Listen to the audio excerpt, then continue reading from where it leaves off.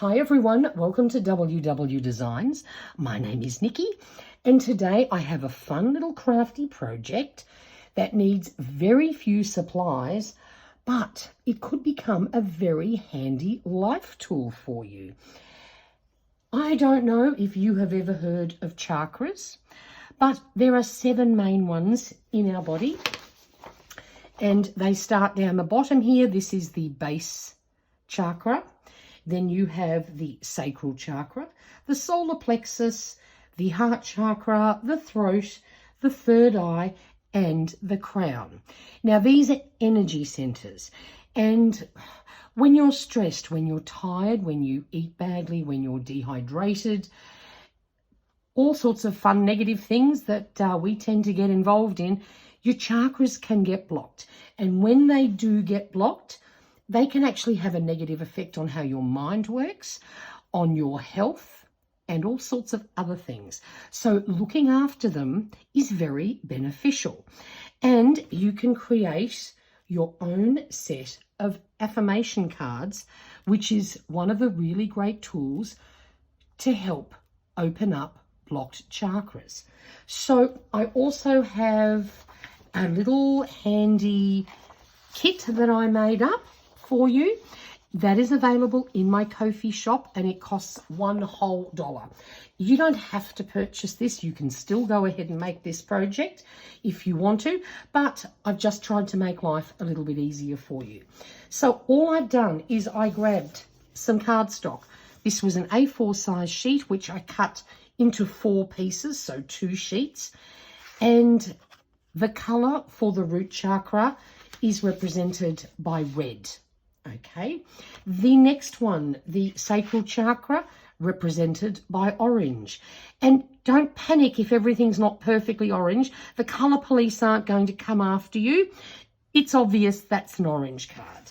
Then the solar plexus is represented by yellow. The heart chakra, green. The throat chakra is light blue. The third eye chakra is indigo, and violet is the last one, which is the crown chakra. So how do you know if your chakras are blocked? So there's a few little signs and symptoms that you can look at. I'm just going to do some gluing while I talk to you about this, and we're going to make this last one, the violet one, even though I'm pretty sure you know how to glue things down. I'm just going to show you how I sort of went about this. Keeping things very simple. I've got my junk mail here, which I always use when I'm gluing things. Now, I realise some of these are maybe lavender, not violet or whatever. Again, no colour police. It's obvious which one we're making here.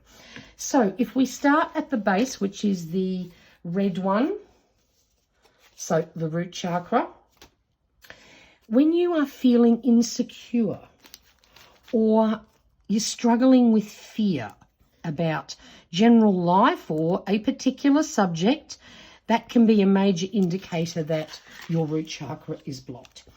If you have anxiety or restlessness, that's another great indicator. Financial instability or concerns, root chakra. Feeling disconnected from the world around you, another one. Fatigue and lack of energy, root chakra.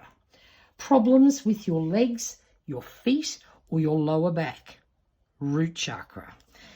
See all these little things. If you look at your life and you know you have issues that cause you concern, you can then have a look at which chakra it may apply to, and then by using affirmation cards and a few other little hints and tips, which I will give you later, you can look at opening that chakra, and this can help to make your life a little easier. So the next one is the sacral chakra. So that's orange. Emotional instability and mood swings are the 2 really big ones for the sacral chakra. Lack of creativity and passion. So we're very crafty people. That's why you're watching this channel, and that's why I make videos for you.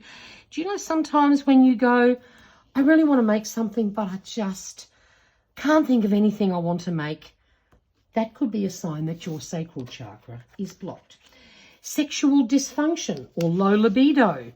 That part of the world is the one that is infected. That is affected by the sacral chakra. Guilt and shame over things you have done. Sacral chakra. Problems with your reproductive organs, your bladder or your kidneys. That can involve the sacral chakra. We move up to the third one, which is the solar plexus, the colour yellow. If you have low self-esteem, lack of confidence in your life in general, that can be affected by the solar plexus chakra. Feeling powerless or out of control, solar plexus. Digestive issues, including stomach ulcers and indigestion, sacral chakra, solar plexus chakra. Difficulty making decisions. This is one where a lot of people have a problem in that department. Sometimes making decisions can be so difficult. Yes, in this world we have a lot of choices, so that doesn't help. Sometimes if you have less choices, it's easier to make a decision. But when your solar plexus is not doing its job to help you, it can be really hard to make a decision. If you suffer from anger or aggression, could be your solar plexus needs some help. If you have problems with your liver, your pancreas, or your metabolism in general, maybe your solar plexus needs some help. The next one is the heart chakra, represented by the colour green. Difficulty in giving or receiving love, especially if you've had a bad relationship. Bitterness, anger, or jealousy can be affected by the heart chakra being blocked. Respiratory issues such as asthma or bronchitis. Circulatory problems, heart-related issues. No surprise, it is the heart chakra. And finally, a lack of empathy and compassion for yourself and others. Definitely a heart chakra issue. When we move up to the throat chakra, which is represented by the colour light blue. If you have difficulty in expressing your thoughts and your true feelings, there is a very good chance your throat chakra may be blocked. Sore throat, laryngitis, mouth ulcers can all be indicative of problems with your throat chakra. If you have thyroid problems, throat chakra. Feeling misunderstood or ignored. And you know what a horrible feeling that is? Throat chakra may need some help. Creative blocks and struggles with self-expression. Definitely a throat chakra issue. Then we're moving up to the next one. This is your third eye. Also heavily involved in your intuition and trusting it. So lack of intuition and inner guidance, it means you don't listen. You may get sent messages, you may get sent what could be perfect answers, but you don't trust them. That's definitely the possibility of third eye problems. Difficulty in concentrating and poor memory. Definitely a third eye chakra thing. Nightmares and sleep disturbances can be affected by a blocked third eye chakra. Headaches and migraines, especially when you fight what you know deep down is right, but you won't acknowledge it, accept it, or deal with it. Definitely a third eye chakra thing. Vision problems or eye strain can be another indicator of a third eye chakra block. And finally, feeling disconnected from reality or just overly logical. Definitely a problem I have. I'm so left-brained, it's not funny, and I know my third eye chakra definitely does need some work to make it clearer and flow more smoothly. And then lucky last is the crown chakra. This is the card that I'm working on right now. I appreciate all of these are not truly violet, but not an issue. So if you're feeling disconnected from your spirituality, crown chakra, lack of purpose or direction, same again. Chronic fatigue and apathy, third eye chakra. Depression and crisis mode, crown chakra. Issues with your nervous system and your brain, crown chakra. And difficulty in learning or understanding complex concepts, crown chakra. So that's a very brief rundown, just to give you some idea of what all this is about and how you can have a serious look at your life. And are there any areas where you go, oh my gosh, that rings true. I know I have an issue with whatever it may be. And then you have to look at ways of possibly helping those chakras to open and make life a little bit more positive. So each chakra has some activities that can be beneficial in helping them to open and to spin. So for the root chakra, it's getting in touch with the garden, with the earth. Your root chakra is the base. So heading outside, doing some gardening, repot some plants, just go and play with some earth and anything that's growing, okay? To help with the sacral chakra, this is where our love of crafting is perfect to help keep it open and moving. Crafting, painting, baking, playing your favourite music can even be really helpful. For the solar plexus, you must hydrate. So that means drinking lots of water, but at room temperature. So not cold and chilly. It has to be at room temperature. Your heart chakra, trying to forgive people that have wronged you. I know sometimes it's like the last thing you want to do is forgive someone who's really hurt you, but the power in forgiveness is massive and the benefit to you can be massive. Or the other thing, if you really cannot forgive someone, consider smiling at everyone you meet. When you walk down the street, give someone a smile. You know, you don't, there's nothing better than walking through shops or something like that and someone just smiles at you. You don't have to have a horrible cheesy grin, just a genuine smile. That could also make someone else's day a lot better. You know, we're all so busy, we rush around and we don't take enough time just to be nice and smile at someone. So that might be something definitely worth trying. For the throat chakra, this is about using your voice in a positive way. So singing. And if you don't like your singing voice, then do it in the shower or do it when no one's around, but just sing. You can also chant. You can Google some yogic chants that may help you, or tell stories. Tell stories about positive things that have happened in your life or that how other people may have helped you. Just talk about something positive.